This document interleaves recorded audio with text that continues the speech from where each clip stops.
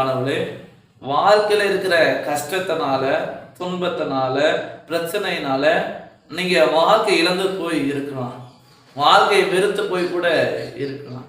எனக்கு ஏன் இந்த வாழ்க்கை, என் வாழ்க்கையில பிரச்சனையே இருக்குது, எனக்கு இருக்கிற பிரச்சனைக்கு, எனக்கு இருக்கிற கஷ்டத்துக்கு நான் எங்கேயாவது போயிடலாம் போல இருக்குது. ஆள் அட்ரஸே இல்லாத நம்ம இங்கன்னா போயிடலாம், நமக்கு இருந்து என்ன பிரயோஜனம்? கஷ்டம் மேல கஷ்டம், பிரச்சனை மேல பிரச்சனை, துன்பம் மேல துன்பம் தான் வந்து கொண்டு இருக்குதுன்னு சொல்லிட்டு நாம கலங்கி போயிருக்கலாம், வாழ வெறுத்து போயிருக்கலாம். எனக்காக யார் இருக்க போறாங்க, எனக்காக யார் பேச போறாங்க, என்னை யார் தேட போறாங்க என்று சொல்லி நம்ம வாழ்க்கையை வெறுத்து போய் கூட இருக்கலாம். ஆனால் எவ்வளவு கஷ்டம் வந்தாலும், வாழ்க்கையை நாம் வெறுத்து போனாலும், எங்கேயாவது போய்விடலாம் என்று சொல்லி நம்ம யோசித்தா கூட அது மனித ரீதியான ஒரு சிந்தனையே தான். நம்முடைய வாழ்க்கையில கஷ்டம் வந்தாலும், பிரச்சனை வந்தாலும், போராட்டம் வந்தாலும், என் இயேசு எனக்காக வந்திருக்கிறார், எனக்கு ஒரு புதிய வாழ்க்கையை தர வந்திருக்கிறார், என்னை மீட்டெடுக்க வந்திருக்கிறார் என்கிற அந்த விசுவாசத்தில் நாம் நிலைத்திருக்கணும். ஏனென்றால் இயேசு உங்களுக்காக வந்தார், உங்களை தேடி வந்தார். அதுதான் மத்திய 15ஆம் அதிகாரம் 24வது வசனத்திலே எப்படியாக சொல்கிறது, அதற்கு அவர், இஸ்ரவேல் வீட்டாருள் காணாமற் போன ஆடுகளிடம் அனுப்பப்பட்டேன் என்று மற்றபடி அல்ல என்றார்.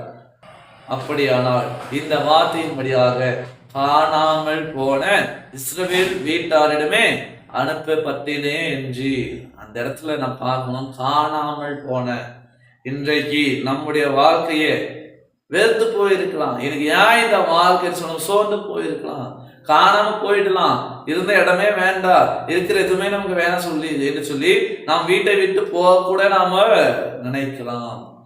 ஆனால் இந்த வார்த்தை சொல்றது, காணாமல் போன, வாழ்க்கையை வெறுத்து போயிருக்கிற, போராட்டத்தோடு இருக்கிற, துன்பத்தோடு இருக்கிற, பிரச்சனையோடு இருக்கிற உங்களை தேடி ஏசாண்டவர் வருகிறார். உங்களை தேடி ஏசாண்டவர் வந்தார். அந்த ஆண்டவரை நம்புங்க, அந்த ஆண்டவர் விசுவாசிங்க. அந்த இயேசு ஆண்டவர் உங்களுக்கு புதிய வாழ்க்கையை தருவாரு, உங்களுக்கு மீட்பின் வாழ்வை தருகிறாரு. இந்த விசுவாசத்தோடு கூட நாம கடந்து சென்று எல்லா போராட்டங்களை, எல்லா பிரச்சனைகளை நாம் சந்திப்போம். இயேசு உங்களுக்காக வருகிறார், உன்னை தேடி வருகிறார், உனக்கு வாழ்வு கொடுக்க வருகிறார். இந்த விசுவாசத்தோடு கூட நாம் வாழ தூய ஆவியானவர் தாமே நாம் அனைவரையும் பலப்படுத்தி வழிநடத்தி காப்பாராக. ஆமே. எல்லா புத்திக்கும் மேலான தெய்வீக சமாதானம் உங்கள் இருதயங்களையும் சிந்தனைகளையும் கிறிஸ்து இயேசுவுக்குள் காத்துக் கொள்வாராக. ஆமே. யாவரும் கண்களை மூடி நாம் ஜெபிப்போம்.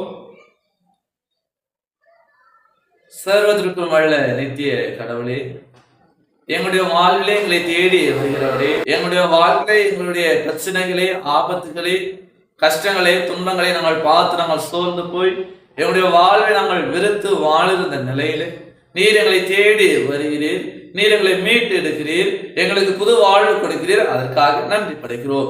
எவ்வளவு பிரச்சனை வந்தாலும் என் இயேசு எங்களோடு இருக்கிறார், என் இயேசு எனக்காக வந்தார், என் இயேசு எனக்கு புது வாழ்வு தருவார், என் இயேசு என்னை பாதுகாப்பார், என் இயேசு என்னோடு கூட இருக்கிறார் என்கிற விசுவாசத்தோடு கூட நாங்கள் வாழ்வதற்கு கர்த்தர் எங்களுக்கு துணை செய்ய வேண்டுமாய் இறைவன் இயேசுவின் ஜெபிக்கிறோம் நல்ல பிதாவே. ஆமென். அனைவருக்கும் ஸ்தோத்திரம். கடவுள் உங்களை ஆசீர்வதிப்பாராக. ஆமென்.